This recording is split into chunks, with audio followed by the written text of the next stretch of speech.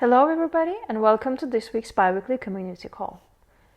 We hold these calls every other Tuesday at 9 a.m. Eastern and 1 p.m. UTC on the Nexus Mutual Discord. Our next call is going to be on the 31st of October, so please mark your calendars and join us then. For today, let's look at the agenda.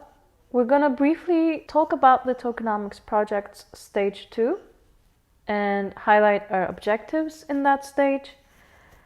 And then we're going to highlight two very important partnerships Nexus Mutual has been maintaining over the past months. Last but not least, we'll hear from Hugh and have the possibility to answer any open questions.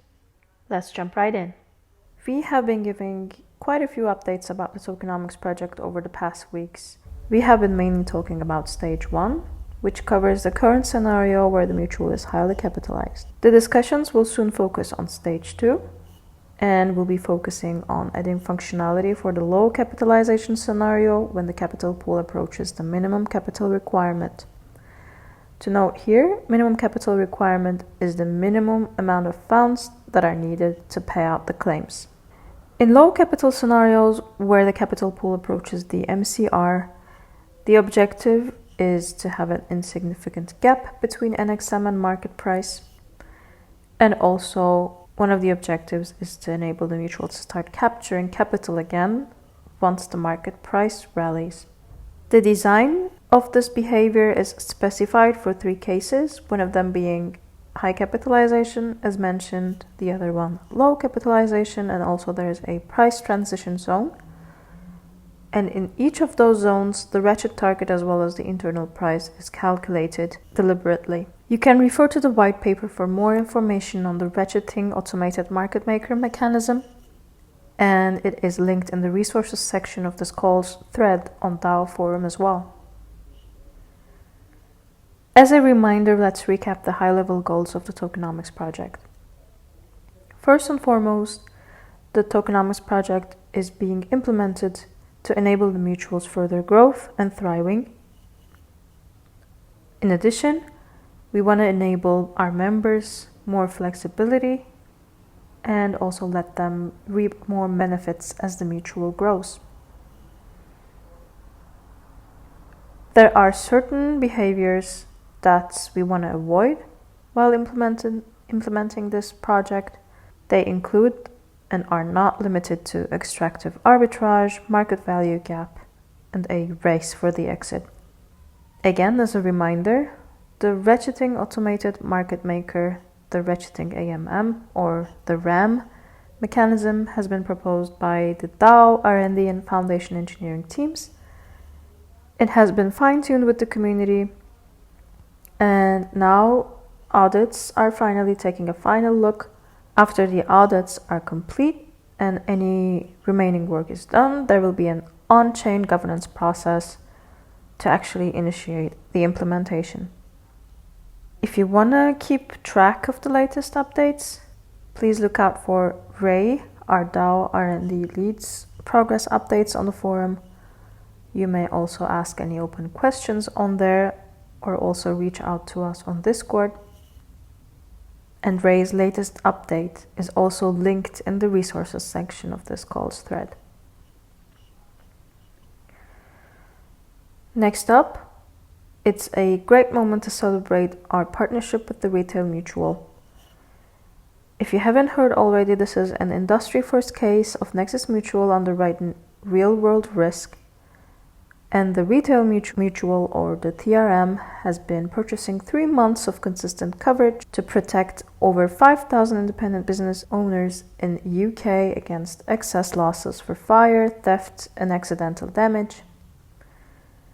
The Retail Mutual has been able to transfer part of their risk capacity thanks to InShare, which is a service provider in alternative risk transfer. If you have any further ideas about how the mutual could underwrite real-world risk, please reach out to us at nexusmutual.io.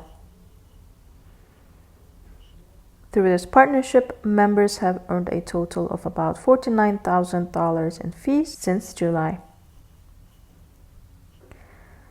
Another partnership to celebrate is with Liquid Collective. Liquid Collective enables institutional stakers to be covered against network-wide events and node operator failures through their slashing coverage program underwritten by Nexus Mutual. Liquid Collective has experienced impressive growth over the past months, and their cover purchase from Nexus Mutual grew as well. In October, their purchased cover was about 4.5 times the average of what they have purchased in the previous 6 months. Members have earned a total of about $16,000 in fees since April. On that positive note, I want to hand things over to Hugh for his weekly update. Hugh? Thanks, Sam. Yeah, I guess a couple of things. I'll just kind of elaborate on some of the pieces that Sam's gone through, and then also give a bit more of an update. Going back to the tokenomics piece, in terms of the existing kind of stage 1 stuff, that's going quite well. We're on track to hit audits, the smart contract audits very shortly, and Chaos Labs have been progressing their work very well on the economic audit side. So we're kind of expecting to receive both of those results back in the first week of November. It depends on exactly when the reports get done, etc. So that's kind of what we're targeting as the next immediate steps. In terms of the stage 2 stuff, we're very much focused on just shipping the stage 1 aspects first. And then coming back to stage 2.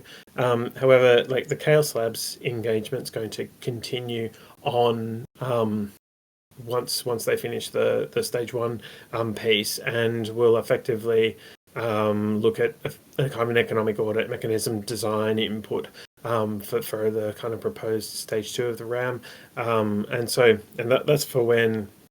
That's working out what to do in the low capitalization zone. So there is the possibility that in the future that we enter a kind of a MCR relock scenario, and so we want to be able to address that as well. So that's not going to impact the existing kind of stage 1 launch, but it's required as part of stage 2 to kind of get a complete.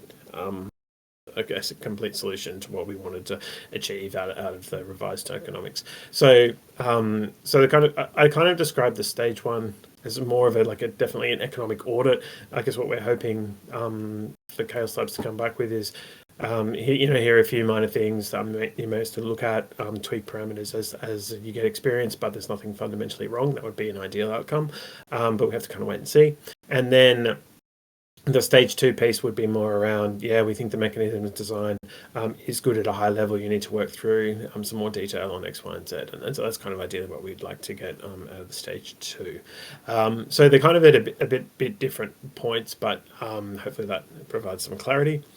So I guess that's kind of the main stuff on tokenomics. Again, we'll keep you updated once we get the kind of audit reports back, both from Chaos and from the smart contract side. So that's kind of tokenomics.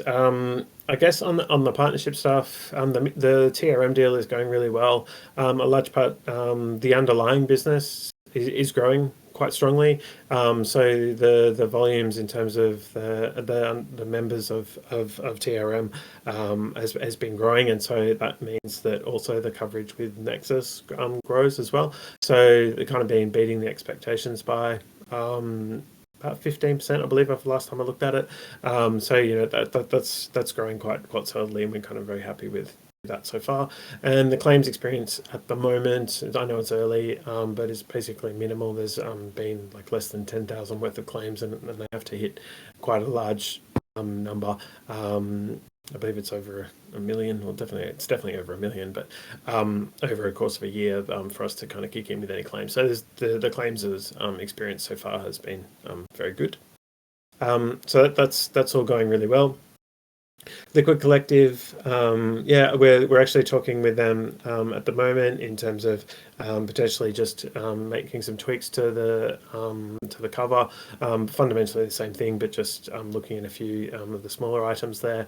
But it's I think that's a deal that we've had going for a while, but it's kind of very strongly linked to the success and take up of Liquid Collective as a kind of product, an alternative to Lido, and so they're starting to get some traction now, and we're kind of following along with that. So I think if we've written a few of these types of deals in the past where we're kind of linked to the underlying success of the protocol or project. So so that one's going well as well.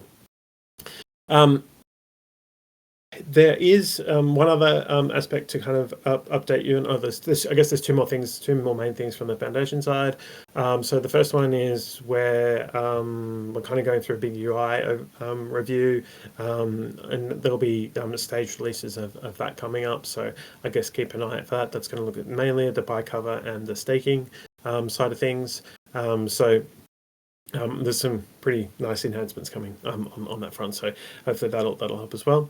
And I guess the other big thing is we do have a potentially large deal that we're working through with an external party, and we're going to be looking to finalise kind of some of the high level terms on that over the coming weeks, and then look to present that on the forum for members to discuss. I can't really share much more than that at this stage, given it's still early, relatively early, and so we kind of need to work through some stuff. But hopefully there'll be some positive news on the kind of new business side of things.